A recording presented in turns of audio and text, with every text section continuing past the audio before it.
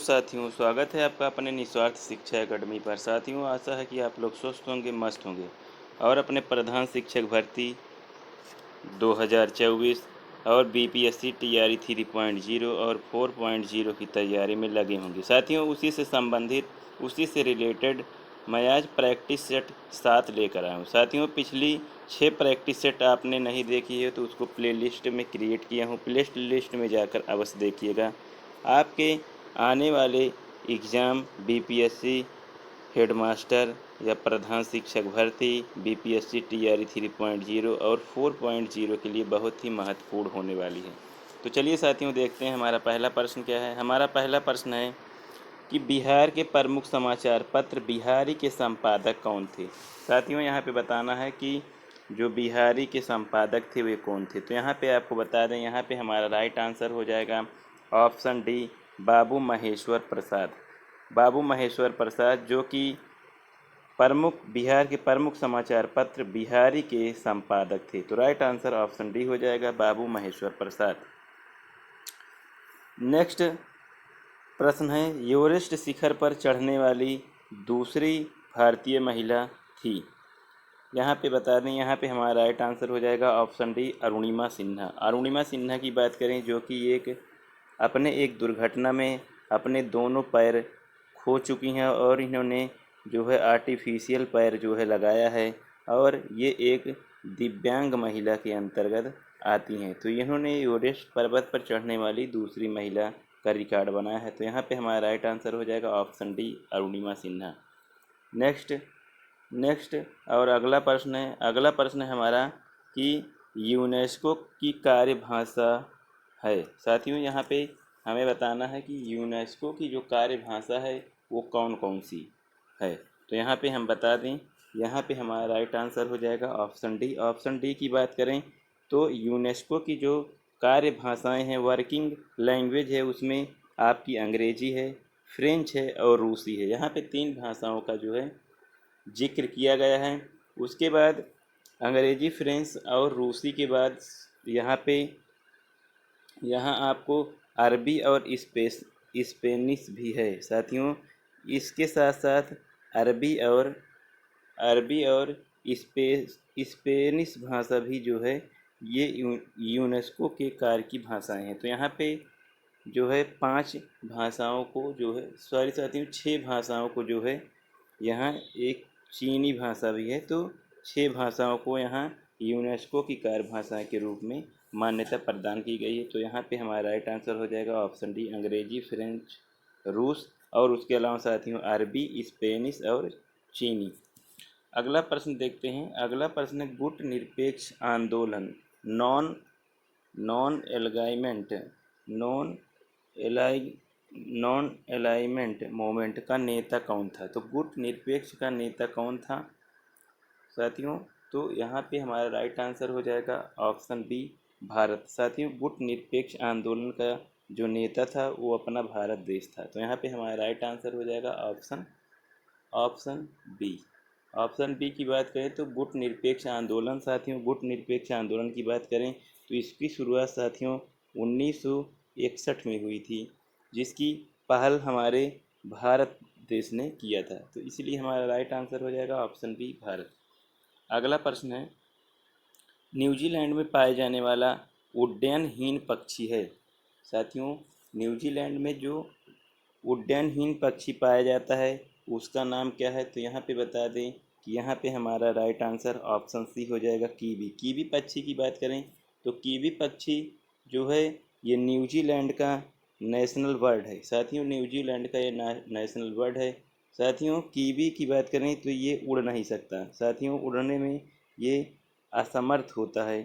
तो कीवी जो पक्षी है न्यूजीलैंड का जो है नेशनल पक्षी है और ये उड़ने में असमर्थ होता है, इसलिए राइट आंसर ऑप्शन सी हो जाएगा, कीवी। अगला प्रश्न देखते हैं, रामेश्वर किस राज्य का हिस्सा है। रामेश्वर की बात करें तो रामेश्वर हमारे तमिलनाडु का हिस्सा है। तो यहाँ पे हमारा राइट आंसर हो जाएगा ऑप्शन सी, तमिलनाडु। तमिलनाडु राज्य जो है भारत का सबसे नॉर्दर्न राज्य है। साथियों ये नॉर्दर्न नहीं है साथियों, ये दक्षिण है। ये जो है भारत राज्य का दक्षिण राज्य है। तो ये जो है यहाँ पे हमारा राइट आंसर हो जाएगा ऑप्शन सी, साउदर्न स्टेट है तमिलनाडु। तो इसीलिए हमारा राइट आंसर हो जाएगा रामेश्वर किस राज्य का हिस्सा है, तो ऑप्शन सी तमिलनाडु का। अगला प्रश्न है कि वंदे मातरम गीत के रचनाकार थे। साथियों यहाँ पे बताना है कि वंदे मातरम जो गीत है उसके रचनाकार कौन थे। तो यहाँ पे हमारा राइट आंसर हो जाएगा ऑप्शन ए बंकिम चंद्र चटर्जी। बंकिम चंद्र चटर्जी जो कि ये जो है वंदे मातरम गीत के रचनाकार थे और बांग्ला लेखक थे। साथियों बंकिम चंद्र चटर्जी की बात करें तो ये बांग्ला लेखक भी थे जिन्होंने वंदे मातरम गीत की रचना की। इन्होंने जो है सन्यासी विद्रोह जो हुआ था उसमें इनकी जो है महत्वपूर्ण भूमिका देखने को मिली थी। तो यहाँ पे राइट आंसर हो जाएगा ऑप्शन ए। साथियों आपको कमेंट बॉक्स में कमेंट छापना है कि वंदे मातरम कांग्रेस के किस अधिवेशन में पहली बार गाया गया। अगला प्रश्न है कि होलकर ट्रॉफी किस खेल से संबंधित है। होलकर ट्रॉफी की बात करें तो ये किस खेल से संबंधित है, तो यहाँ पे हमारा राइट आंसर हो जाएगा ऑप्शन बी ब्रिज खेल। ब्रिज खेल से संबंधित जो है ये होता है। तो राइट आंसर ऑप्शन बी हो जाएगा। अगला प्रश्न है भारत का प्रथम रक्षा विश्वविद्यालय कहाँ स्थापित किया जाना प्रस्तावित है। साथियों यहाँ बताना है कि भारत का प्रथम रक्षा विश्वविद्यालय कहाँ स्थापित किया जाएगा। जो प्रस्तावित है साथियों, अभी इसका निर्माण नहीं है, ये प्रस्तावित है केवल। तो यहाँ पे हमारा राइट आंसर ऑप्शन ए हो जाएगा गुरुग्राम। गुरुग्राम जो है साथियों जिसे हम गुड़गांव के नाम से जाने जाते हैं, गुड़गांव के नाम से भी जाने जाते हैं। तो यहाँ पे रक्षा विश्वविद्यालय जो है प्रस्तावित है। राइट आंसर ऑप्शन ए हो जाएगा गुरुग्राम। अगला प्रश्न देखते हैं। वर्ष 2022 में रसायन शास्त्र क्षेत्र में नोबेल पुरस्कार किसे दिया गया। तो यहाँ पे राइट आंसर हो जाएगा ऑप्शन ए। ऑप्शन ए की बात करें तो पैट्रिक मोडियानो और एरिक बेंटेजिंग को जो है यहाँ पे दिया गया। इसके साथ साथ के बेरी शार्पलेस को भी दिया गया। इन्होंने इसमें जो है 3 लोगों को ग्रुप में जो है ये रसायन शास्त्र के क्षेत्र में जो है नोबेल पुरस्कार दिया गया था। अगला प्रश्न देखते हैं। अगला प्रश्न क्या है, भारतीय संसद में वित्तीय बजट कौन प्रस्तुत करता है। साथियों यहाँ पे बताना है कि भारतीय संसद में जब सत्र चलता है तो उसमें वित्तीय बजट कौन प्रस्तुत करता है। तो यहाँ पे हमारा राइट आंसर हो जाएगा ऑप्शन सी। ऑप्शन सी की बात करें कि फाइनेंशियल मिनिस्टर जो होते हैं, फाइनेंशियल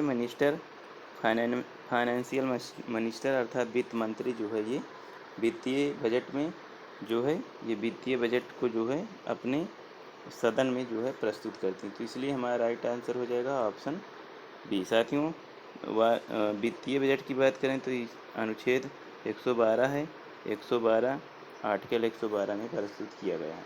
अगला प्रश्न है कि किसी राज्यसभा सदस्य के लिए भारत का प्रधानमंत्री बनने की न्यूनतम आयु क्या है। साथियों कह रहा है कि किसी राज्यसभा सदस्य के लिए भारत का प्रधानमंत्री बनने की न्यूनतम उम्र क्या है। तो यहाँ पे हमारा राइट आंसर हो जाएगा ऑप्शन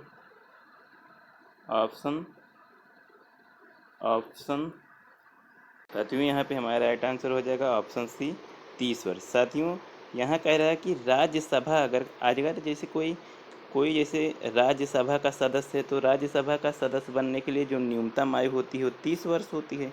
तो यदि उसे राज्यसभा का सांसद है और उसे प्रधानमंत्री बनना है तो उसकी आयु जो है 30 वर्ष जो है निर्धारित है। इसीलिए यहाँ पे हमारा राइट आंसर ऑप्शन सी हो जाएगा 30 वर्ष। अगला प्रश्न देखते हैं। निम्नलिखित में से कौन सा अनुच्छेद सर्वोच्च न्यायालय की स्थापना और संविधान से संबंधित है। तो यहाँ पे हमारा राइट आंसर हो जाएगा ऑप्शन बी अनुच्छेद 124। अनुच्छेद 124 की बात करें, अनुच्छेद 124 अनुच्छेद भाग 5 साथियों भाग 5 अनुच्छेद 124 से 147 तक सर्वोच्च न्यायालय के गठन का, सर्वोच्च न्यायालय के जो गठन का है उसका जो है इसमें उल्लेख किया गया है। तो आपसे पूछ सकता है कि सर्वोच्च न्यायालय के स्थापना और संविधान से संबंधित है, तो भाग 5 के अनुच्छेद 124 से 147 तक इसका प्रावधान संविधान में उल्लेखित है। तो यहाँ पे राइट आंसर ऑप्शन बी हो जाएगा। अगला प्रश्न है, उच्च न्यायालय के संबंध में निम्नलिखित में से कौन सा कथन सही नहीं है। साथियों यहाँ पे बताना है कि उच्च न्यायालय के संबंध में कौन सा कथन जो है सही नहीं है। तो यहाँ पे हमारा राइट आंसर हो जाएगा ऑप्शन डी। ऑप्शन डी की बात करें तो कह रहा है उच्च न्यायालय और केंद्र, उच्च न्यायालय और केंद्र कानूनों को रद्द कर सकता है। साथियों उच्च न्यायालय राज्य और केंद्रीय कानूनों को रद्द कर सकता है, तो इसलिए यहाँ पे हमारा राइट आंसर ऑप्शन डी हो जाएगा। क्योंकि साथियों अनुच्छेद 126 के तहत मूल अधिकारों को परिवर्तित करने के लिए और किसी राज्य परियोजनाओं के लिए रिट जारी करने के लिए जो है इनको जो है प्रावधान किया गया है। तो लेकिन यहाँ पे देखा जाए तो कह रहा है कि उच्च न्यायालय राज्य और केंद्रीय कानून को रद्द कर सकता है, बिना किसी आधार पर रद्द नहीं किया जा सकता है। तो इसलिए यहाँ पे राइट आंसर ऑप्शन डी हो जाएगा। अगला प्रश्न देखते हैं। अगला प्रश्न है, भारत में प्रथम महालेखाकार कार्यालय की स्थापना किस वर्ष हुई थी। यहाँ पे बताना है कि भारत में प्रथम महालेखाकार कार्यालय की स्थापना किस वर्ष हुई थी। तो यहाँ पे हमारा राइट आंसर हो जाएगा ऑप्शन ए 1858। 1858 में जो है प्रथम महालेखाकार कार्य की स्थापना हुई थी। साथियों उसके बाद 1860 की बात करें, 1860 की बात करें तो 1860 में सर 1860 में सर एडवर्ड ड्रामंड निक को जो है प्रथम महालेखाकार नियुक्त किया गया था। तो यहाँ पे पूछा जा सकता है कि प्रथम महालेखाकार कार्यालय की स्थापना कब हुई, 1858, और प्रथम महालेखाकार कौन था। तो सर एडवर्ड ड्रामंड जो थे प्रथम महालेखाकार थे। तो राइट आंसर ऑप्शन ए 1858 होता। अगला प्रश्न है, जनप्रतिनिधि अधिनियम कब पारित किया गया। यहाँ पे बताना है कि जो भारतीय जनप्रतिनिधि अधिनियम था वो कब पारित किया गया। तो यहाँ पे बता दें, यहाँ पे हमारा राइट आंसर हो जाएगा ऑप्शन ए। ऑप्शन ए 1951 में जो है जनप्रतिनिधित्व अधिनियम 1951 में पारित किया गया। तो इसलिए यहाँ पे सबको जो है मताधिकार का जो है सार्वभौमिक मताधिकार का जो है अधिकार दिया गया। तो इसलिए राइट आंसर ऑप्शन ए हो जाएगा 1951। अगला प्रश्न है, भारत के संविधान का भाग 8, भारतीय संविधान का भाग 8 किससे संबंधित है। तो यहाँ पे हमारा राइट आंसर हो जाएगा ऑप्शन सी, केंद्र शासित प्रदेशों से जो है ये संबंधित है। तो इसलिए राइट आंसर ऑप्शन सी हो जाएगा कि भारत के संविधान का भाग 8 किससे संबंधित है, तो केंद्र शासित प्रदेशों से संबंधित है। राइट आंसर ऑप्शन सी हो जाएगा। हमारा अगला और अंतिम प्रश्न है। अगला और अंतिम प्रश्न कह रहा है कि भारतीय संविधान की अनुसूची 7 के अंतर्गत शिक्षा विषय किस सूची के अंतर्गत आता है। तो यहाँ पे हमारा राइट आंसर हो जाएगा ऑप्शन डी। ऑप्शन डी की बात करें तो समवर्ती सूची, समवर्ती सूची जो है शिक्षा जो है समवर्ती सूची का विषय है। तो साथियों इसमें 42वां संविधान संशोधन किया गया। 42वां संविधान संशोधन 1976, 42वां संविधान संशोधन 1976 के तहत जो है एजुकेशन अर्थात शिक्षा को जो है ये राज्य सूची से हटाकर इसको समवर्ती सूची में जो है लाकर किया गया। तो आपसे प्रश्न पूछ सकता है कि जो है शिक्षा विषय को किस संविधान संशोधन के तहत जो है राज्य सूची से समवर्ती सूची में किया गया। तो राइट आंसर हो जाएगा कि 42वां संविधान संशोधन 1976 में। तो साथियों ये रही कुछ वेरी इम्पोर्टेंट प्रश्नों की सीरीज प्रैक्टिस सेट 7। ये आपको अच्छी लगी हो तो यहाँ पे आप लोग लाइक कीजिएगा साथियों। और अपने जो साथी आपकी तैयारी कर रहे हैं, चाहे वो बीपीएससी हेडमास्टर की हो या बीपीएससी टीआरई 3.0 की हो या 4.0 की हो, तो उनको जो है शेयर कीजिएगा। और साथियों चैनल पर नए हो तो चैनल को जो है सब्सक्राइब अवश्य कीजिए। और साथियों कमेंट बॉक्स में कमेंट करके कोई कन्फ्यूजन हो तो कमेंट अवश्य कीजिए करें, जिससे हमें जो है मोटिवेशन मिलता है। तो साथियों ये रहे कुछ महत्वपूर्ण प्रश्नों की श्रृंखला। इसी के साथ अलविदा लेते हैं साथियों। थैंक यू साथियों। थैंक यू साथियों। जय हिंद।